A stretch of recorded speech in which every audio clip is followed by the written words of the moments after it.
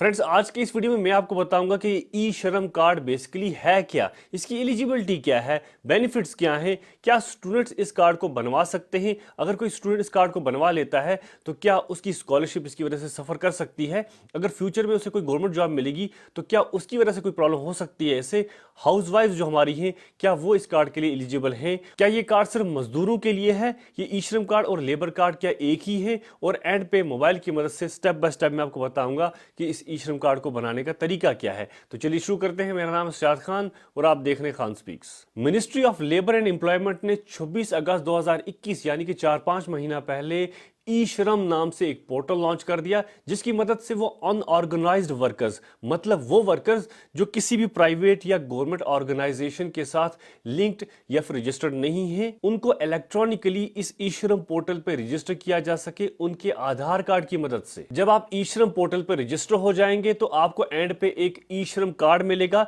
जिसपे एक 12 digit UAN universal account number मिलेगा, बिल्कुल आधार कार्ड की तरह, जो थ्रू आउट इंडिया वैलिड होगा। इस ई श्रम पोर्टल की मदद से इंडिया में पहली बार गवर्नमेंट इन अनऑर्गेनाइज्ड वर्कर्स का एक नेशनल डेटाबेस तैयार करना चाहती है, जिसमें इन वर्कर्स की बहुत सारी इंफॉर्मेशन जो है वो मेंशन्ड होगी, जैसे कि नाम, parentage, mobile number, qualification, skill type, उनका बैंक अकाउंट नंबर, आधार कार्ड नंबर, घर का एड्रेस और बाकी फैमिली डिटेल्स। इस डेटाबेस की मदद से गवर्नमेंट इन अनऑर्गेनाइज्ड वर्कर्स को ऑर्गेनाइज करके बेनिफिट्स पहुंचाना चाहती है, जैसे कि एक ई श्रम कार्ड होल्डर को महीने का 1,000 रुपया डायरेक्टली उसके अकाउंट में ट्रांसफर कर दिया जाएगा, जैसे कि यूपी में यह ऑलरेडी शुरू हो गया है। दूसरा, पीएमएसबीवाई के थ्रू 2 लाख रुपए का एक्सीडेंटल डेथ इंश्योरेंस कवरेज और 1 लाख रुपए का पार्शियल डिसेबिलिटी, मतलब अगर अल्लाह ना करे किसी की बाजू कट जाती है, आंख निकल आती है या कोई और बॉडी पार्ट जो है डैमेज हो जाता है, तो उस पर 1 लाख रुपए का इंश्योरेंस कवरेज है।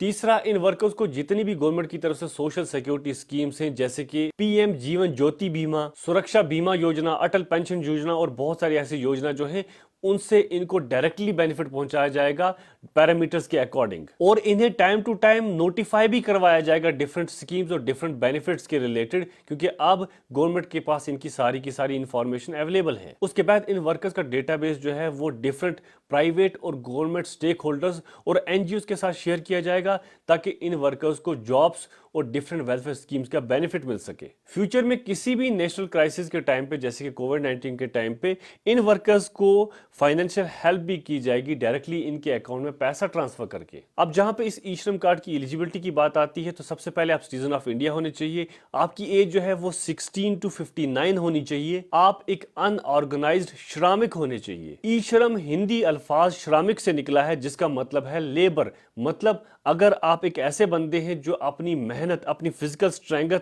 अपने स्किल से अपना घर चला रहे हैं, तो आप श्रमिक हैं। जैसे कि tailor, carpenter, plumber, construction worker, agricultural worker, छोटा मोटा दुकानदार, घर की नौकरानी, ये सारे के सारे जो हैं ये श्रमिक हैं। इनके ऑनलाइन पोर्टल में 26 से 27 स्किल्स और वर्कर्स की लिस्ट दी हुई है, पर अगर आपका काम उस लिस्ट में नहीं आता, जैसे ड्राइवर और प्लम्बर वहां पे शायद नहीं है, तो इस पर टेंशन लेने की जरूरत नहीं है, क्योंकि प्रैक्टिकली गवर्नमेंट सबकी लिस्ट नहीं बना सकती। जैसे तुजी बनाने वाला, जैसे कोई रेडी पे फ्रूट्स बेचने वाला, छोटा मोटा दुकानदार, इनकी लिस्ट जो है प्रैक्टिकली गवर्नमेंट नहीं बना सकती, इतनी बड़ी लिस्ट उसके पास नहीं हो सकती। तो आप कोई और जो है इसमें सेलेक्ट कर सकते हैं। जैसे अगर आप प्लम्बर हैं तो आप लेबर सेलेक्ट कर लीजिए और उसके बाद आप कार्ड बना के बेनिफिट ले सकते हैं, अपना हक जो है वो ले सकते हैं। अब अगर आप एक स्टूडेंट हैं और 16 साल से ऊपर की एज के हैं, तो क्या ये आप कार्ड बनवा के उसका बेनिफिट ले सकते हैं? बिल्कुल, आप ये कार्ड बना के उसका बेनिफिट ले सकते हैं। हमारे हायर सेकेंडरी में बहुत सारे ऐसे बच्चे हैं जो पढ़ाई भी कर रहे हैं और साथ में मजदूरी भी कर रहे हैं। कोई दुकानदार है, कोई फ्रूट्स वाला है,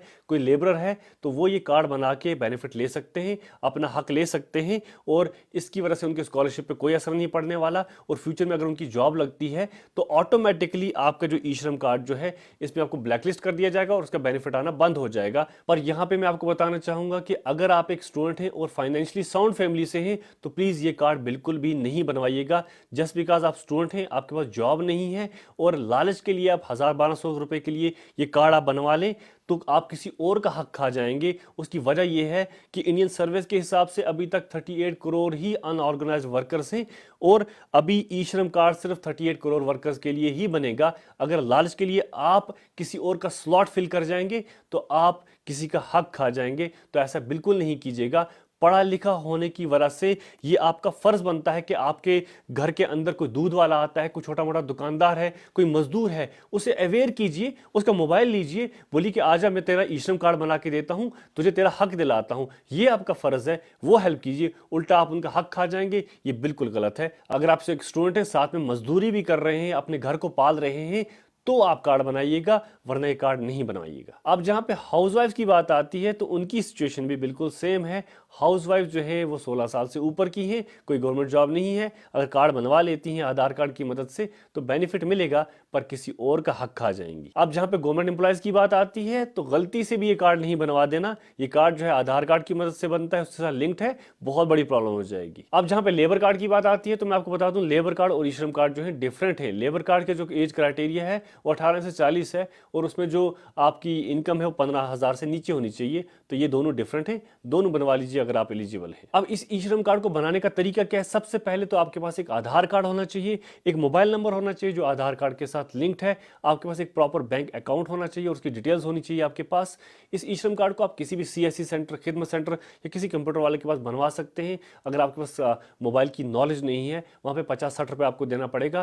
पर अगर मोबाइल की नॉलेज है तो मैं आपको अभी बताता हूँ कि कैसे बनाना है। बहुत ज़्यादा ईजी है, बस आधार कार्ड सामने रखना है, मोबाइल सामने रखना है।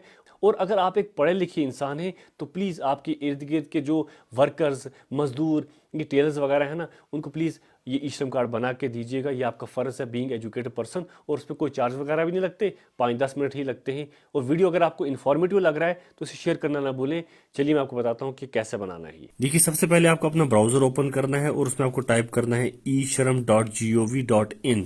आप इस वेबसाइट पे पहुंच जाएंगे। यहाँ पे स्क्रॉल अगर नीचे करेंगे आप, यहाँ पे देखिए यहाँ लिखा हुआ है रजिस्टर ऑन ई श्रम, इस पे क्लिक करेंगे। क्लिक करने के बाद आप स्क्रॉल करेंगे नीचे और यहाँ पे देखिए सबसे पहले आपको आधार कार्ड नंबर के साथ जो मोबाइल नंबर लिंक्ड है वो टाइप करना है। फिर कैप्चा यहाँ पे नीचे टाइप करना है आपको।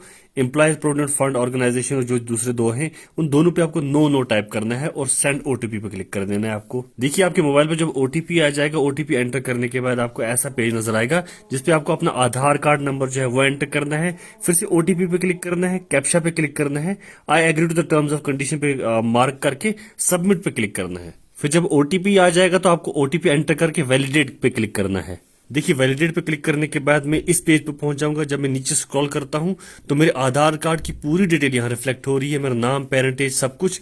मेरा फोटोग्राफ भी रिफ्लेक्ट हो रहा है और यही फोटोग्राफ बाद में मेरे ई श्रम कार्ड पे भी रिफ्लेक्ट होने वाला है और यही इन्फॉर्मेशन रिफ्लेक्ट होने वाली है।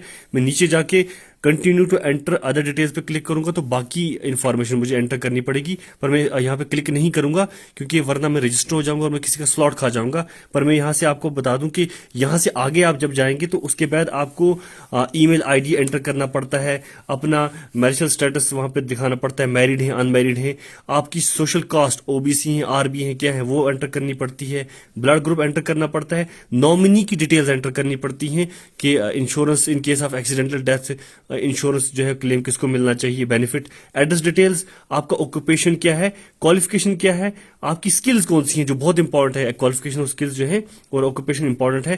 फिर आपका इनकम जो है वो वहां पे आपको दिखाना पड़ता है, बैंक की डिटेल्स भरनी पड़ती हैं और एंड पे जब आप सबमिट करेंगे, सबमिट करने के बाद ही आपका ऑटोमेटिकली एक डिजिटल UAN कार्ड, जिसे हम ई श्रम कार्ड भी कहते हैं, वो बन जाएगा। उसमें फोटोग्राफ आधार कार्ड का ही होगा, सारी आधार कार्ड की डिटेल्स होगी और वो डिटेल्स जो आपने भर दी हैं वो सारी की सारी इस पर रिफ्लेक्ट होंगी। उसके बाद आप उसको डाउनलोड कर सकते हैं, प्रिंट आउट भी कर सकते हैं और अब आपकी इंफॉर्मेशन जो है सारी वहां पे इस पोर्टल पे रजिस्टर हो गई है।